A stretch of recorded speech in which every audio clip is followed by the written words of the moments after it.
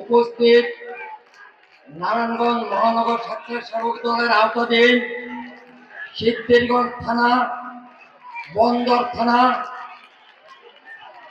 নারায়ণগঞ্জ সদর থানা ও বন্দর উপজেলার এই 4টি ইউনিটের কর্মী সম্মেলন উপলক্ষে আজকের এই সভার সম্মানিত সভাপতি, রাজপথের লড়াকু সৈনিক জনাব সাখাওয়াতুল ইসলাম রানা এবং প্রধান অতিথি বাংলাদেশ জাতীয়তাবাদী স্বেচ্ছাসেবক দল কেন্দ্রীয় সংসদের সাধারণ সম্পাদক জনাব রাজীব আহমেদ ভাই এবং বিশেষ অতিথি হিসেবে উপস্থিত আছেন নারায়ণগঞ্জ জেলা বিএনপির সাবেক যুগ্ম আহ্বায়ক জনাব মাকসুদুল ইসলাম রাজীব ভাই।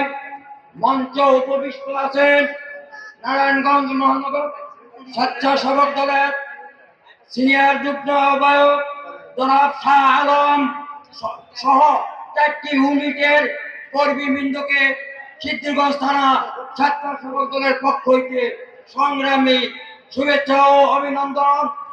আজ এই কর্মী সম্মেলন হলো কর্মীদের মনের কথা বলার জায়গা। যদি আমরা সময় পেতাম আমি এতটুকুই কেন্দ্র নেতৃবৃন্দ দল মহানগর নেতৃবৃন্দর দৃষ্টি আকর্ষণ করে বলছি, আমি দীর্ঘ 16-17 বছর যাবৎ এই স্বেচ্ছাসেবক দলের রাজনীতি করে আসছি।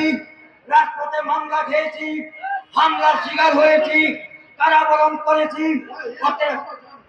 অতএব আপনারা সেই পরিচিত নেতাদেরকে মূল্যায়ন করবেন এবং সবাইকে ধন্যবাদ জানিয়ে আমি আমার বক্তব্য শেষ করছি।